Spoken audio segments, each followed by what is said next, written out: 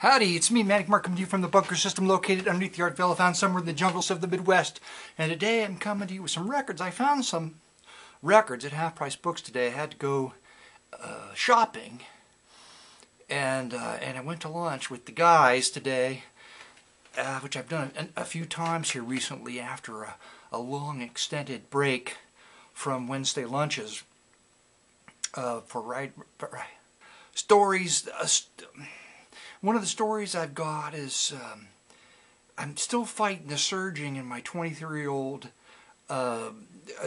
Toro commercial push mower.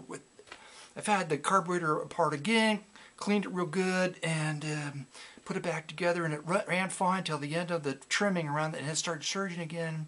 So then I go, and the guy says, well, the needle, if you need a needle, and I got one, I got a kit. He says, well, the needle, and then I go to lunch, and there's a very smart young man there that knows a lot about motors. While me, Manic Mark, is sitting there. There's three guys. They know a lot about motors. They're buying cars. They strip cars. Not cars, just cars they've actually purchased. Not just any car. They strip them, and they put together cars, and they build cars, and they build old stuff. And he's a guy like this, which is good to know, but I just find myself sitting there thinking of alien spaceships and not how their power plant runs, you know, other things like what does it look like if you paint them in yellow and blue, you know, that kind of thing. But he says, if is your carburetor spitting gas through the overflow or whatever? I'm like, first I have to think, what the hell is he talking about, overflow? And then I remember there's a little pipe thing coming out, so that must be it. Well, that's the only thing that controls it. You know, if that's a little corroded or messed up, then you'll be spitting gas out. I'm like, oh. Okay, no, that's not it. But then he has a really good suggestion. Is that put your carburetor in an ultrasonic cleaner and it'll clean it right up. It's great. I've got one. Unless I sold it on eBay years ago, I don't know where I put it. I hope I didn't get rid of it, but I think I did. So I got to take it apart again. I bought another filter for it. Anyway, oh my God, that was a great story, wasn't it? Stay tuned for the next one. The next story is I'm breaking into this video with this video because I forgot to...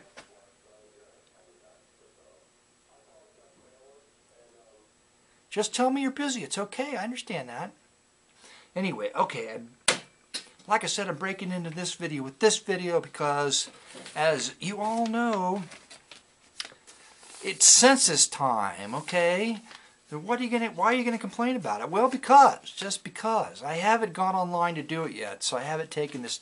I'm not that angry because of the questions I know I'll be faced with. I'm not gonna like. Because I found it intrusive. Okay, so but what they do, they send you a letter. You got the letter that's warning you in several days you're going to get the census in the mail. Okay, so everybody that has every address in the whole damn country gets this letter. Okay, so they paid to print it and they paid to mail it. All right, so 2 days later, then you get this giant thing. Okay, you open it up. Inside is the message from the U.S. Census Bureau, which I think is maybe nearly the same thing. No, it's just trying to tell you, this is what I love. Oh, just fill out the census because it'll help. It will help you with your name. What the fuck? Oh, here it is. New schools and hospital and fire stations. That'll help with that. Okay, it'll help with emergency situations that might affect your neighbors. You don't care about your neighbors, do you? Of course you do, because the census will help them. So when the floods or other national disasters happen, you will be helping your neighbors by filling out the census. Okay, I thought somewhere in here they mentioned. Then this is in here, this full color brochure. Okay, it's not very colorful, but it is a four color print job. Okay, and then here they tell you, what do they tell you in here? Basically, they tell you that you're going to help build highways, schools, hospital, and community centers. So you've got to feel good about filling out the census because you're going to be helping to build community centers somewhere, okay? And if you don't feel good about doing any of this stuff, then they tell you that you better damn well do it because you're required by law, Title 13 U.S. Code Sections 1 4.1 and sections 193. Title 13 was changed by Title 18 imposes a penalty for not responding. We estimate the survey will take about 40 minutes, and they want 40 minutes of your time. 40 minutes of your time. Multiplied by all the people in this country. Down the drain. Okay. And this cardboard thing in here. Now, there's no census. There's no census, and the first thing they sent to tell you that there was going to be a census, and 2 days later, this giant packet of expensive paper to every address with no census in it. Fill out online. Why? Because they tell you that you're going to be saving... Where the hell is it?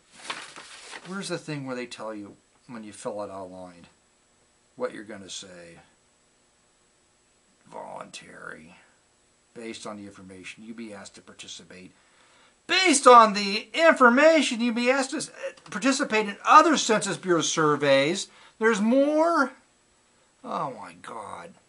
What does it tell you? What does it tell you that to use this damn thing to save paper, time, and crap? Okay, and if you don't, in a few more days, they're going to send you another packet with the census in it. I guys just don't understand any of this. What? Why? And I'm going to be a lot more angry when I get online and spend 40 minutes to fill the damn thing out. This is just one of those things like, are you nuts? Yes, I am. Wiener bags. Wiener bags. I bought some Wiener bags for my Wiener jockey shorts, okay?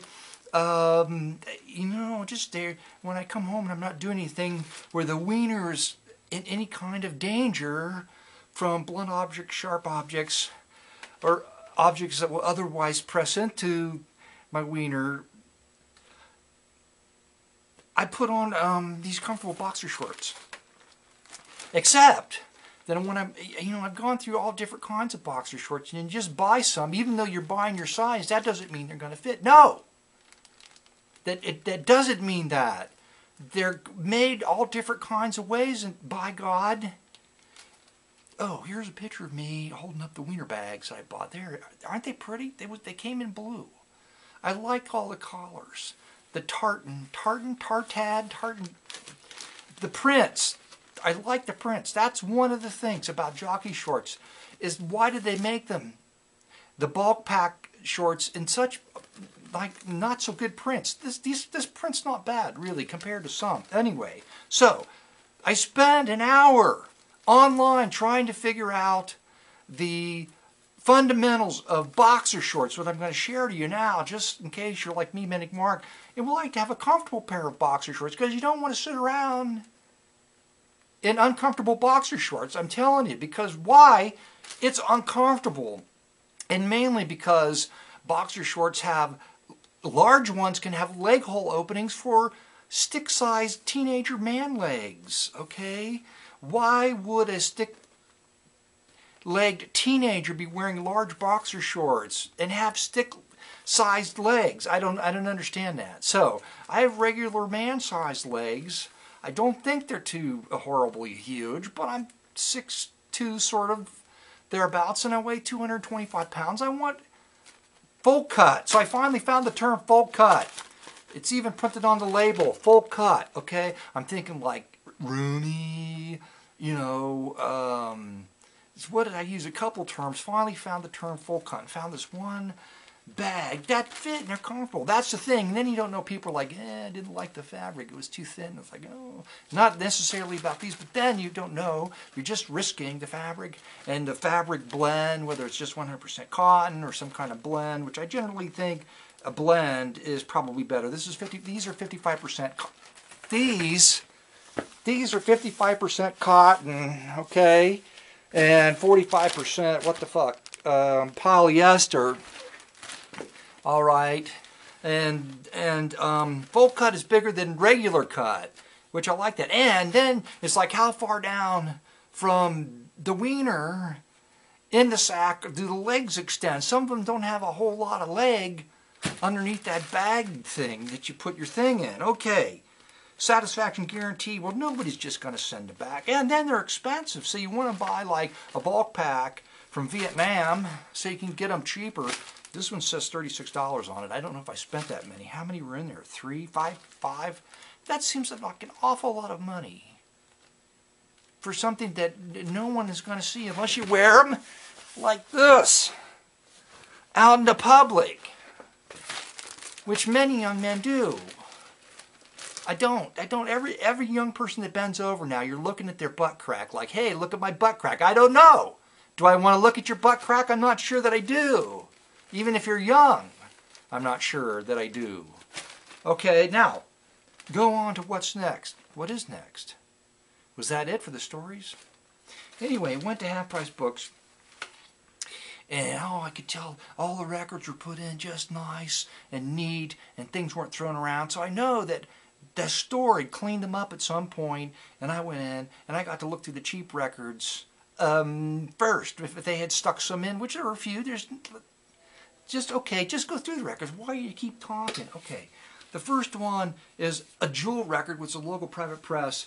Barbara and Bill Markham. I think I may have had this one, but it doesn't have the Manic Mark gospel mark on the back, so I know that I didn't take it in and sell it to them. So I'm not buying the same one back. I'm just buying another one because I don't remember the first time I bought one. Okay, it's the Sargent Family and our favorite hymns. This was just a great cover. Where are they out of? Leon, West Virginia. Okay, I may or may not have had that one. I don't remember. I got a copy of this one. This looks good. It's the Carter Family Quartet. This is the stock cover with the photograph that's dropped in. It's pretty awesome. Okay, Artist Records, it's local. And then, because I'm a record hoarder, there were 2 copies, so I bought it. Because why? They were 50 cents a piece, so if I don't like it, I'm out 50 cents. If I do like it, I won't be going, oh, I should have bought the other one for 50 cents, okay? Did the same thing here. Somebody brought in extras. I don't know, the Carter Family.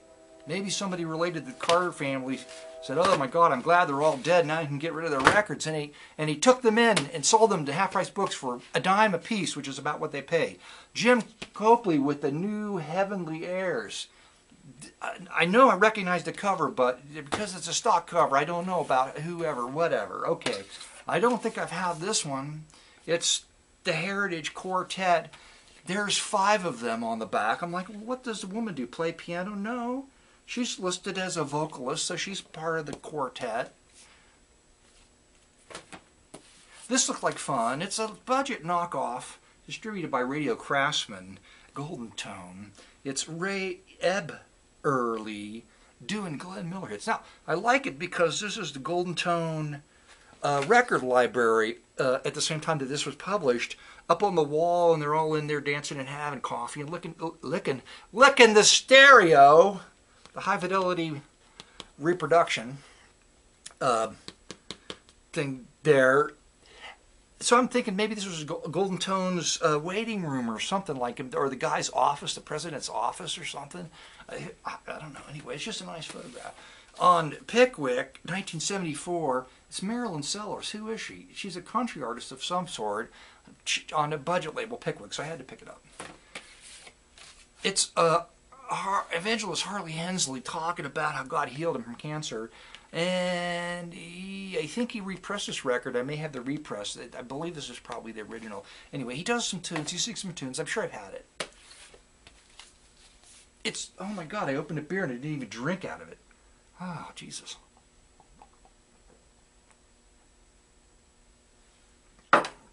Okay, Neil Hefti's singing instrumentals.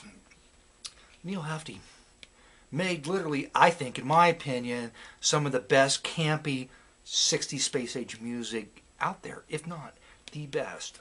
He also did some straight stuff too, but he had a nice way of arranging things in a unique fashion. This looked interesting. It's from Great Britain, EMI on Great Britain, okay?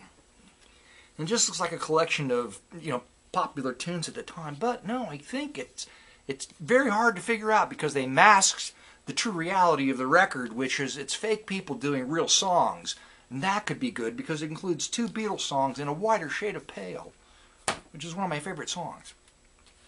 This is a super nice cover. Very clean, nice cover. Love song sung by Woody Herman with Errol Gardner, who was the pianist. And there he is. That's got to be Woody Herman sitting there with... He's tired. She's not. He's tired. Well, he's older. He ain't going to be doing nothing with her. Okay, and I found a lounge record. I've got a copy of this signed by the Bainey Brothers. All right, signed by the Bainey Brothers. There's a fun song on this, but I don't think I'll go into it because I just don't want to get in trouble. It's the Addams Family. No, it's the Addams Family Brothers singing Bridge Over Troubled Water. Why would they be doing a pop song? Well, gospel music, Christian gospel singers adopted, stole Bridge Over Troubled Waters and adapted it for their own use. All right. I think I've had this, Jack DeMilo. I'm pretty sure he's doing some kind of Hawaiian, tropical, whatever. I don't know if I probably didn't like it. I picked this up just because it looks pretty damn old, like the 50s. Probably 58, maybe 56 even. Funny Valentine, Blue Room, Mood Indigo, Blue Mood. Well, it's the it's 1948, 1957, 57. These guys are 50, 60. No, so it has to be 60, early 60s. Sure looks older than that. Anyway, go on. Why? Because you're not even going to like it. It's the Glee Club. I wanted to find Dartmouth. They're from the Dartmouth College Glee Club. Okay?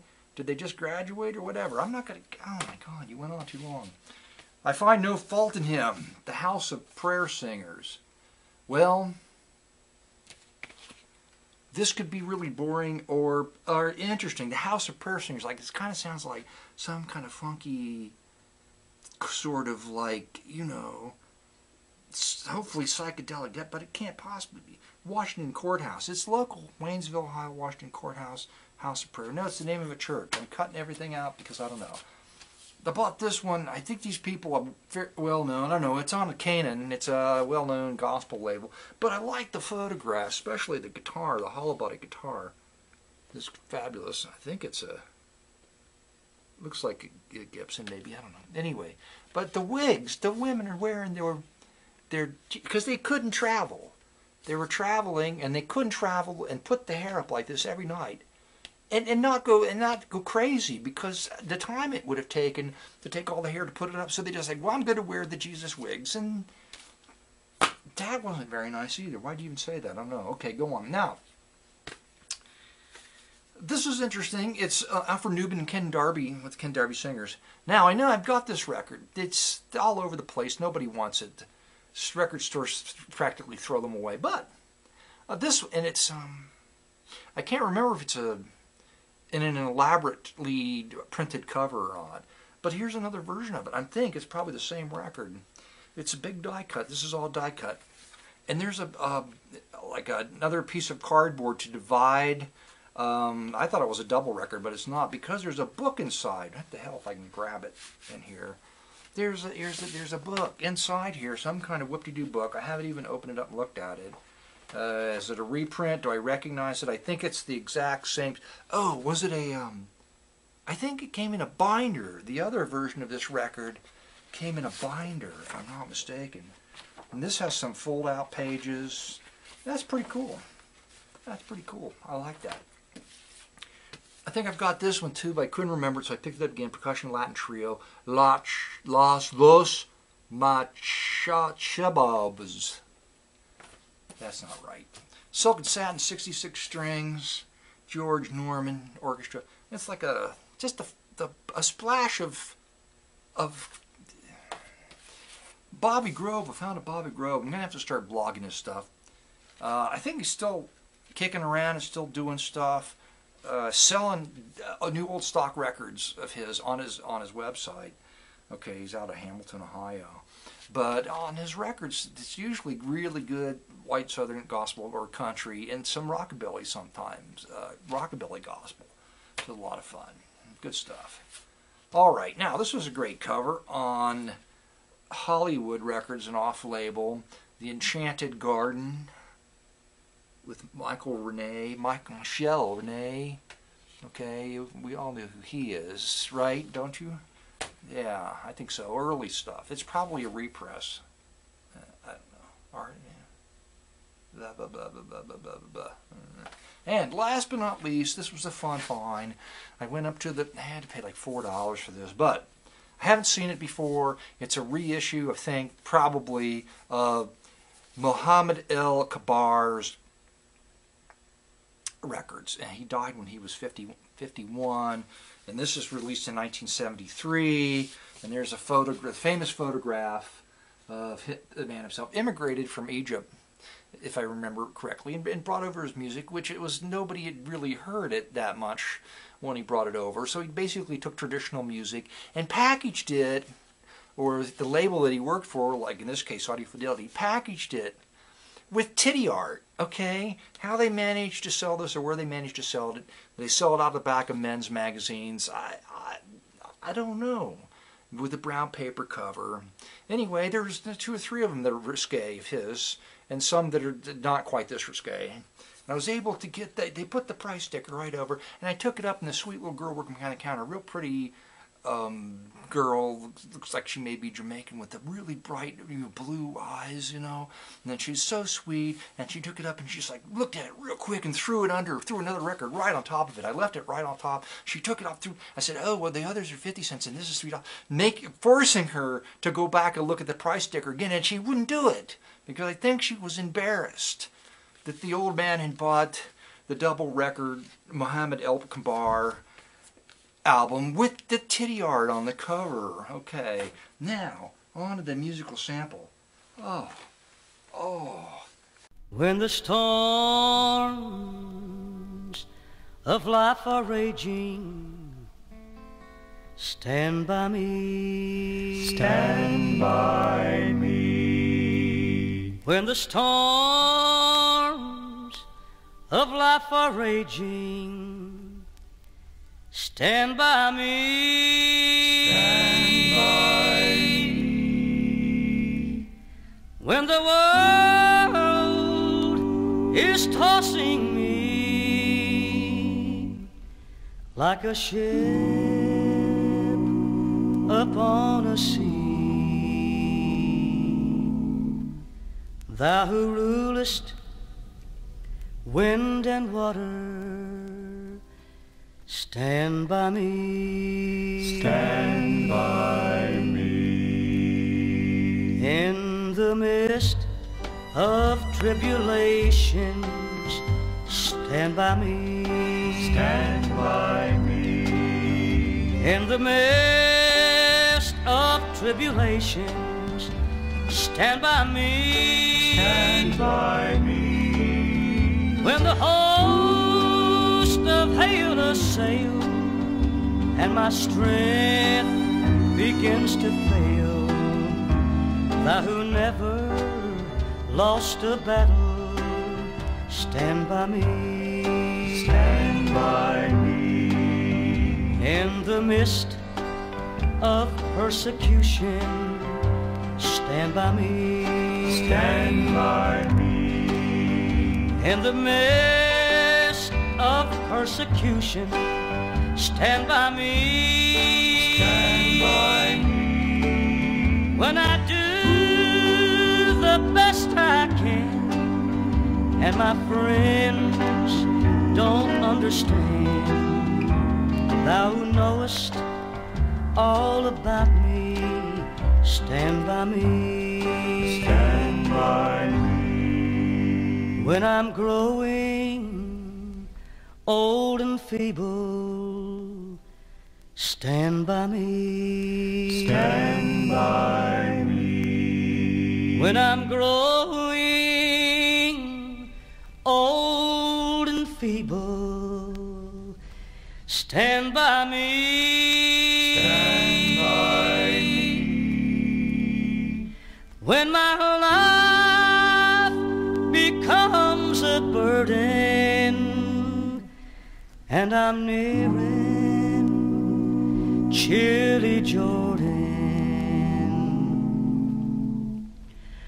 O thou lily of the valley, stand by me.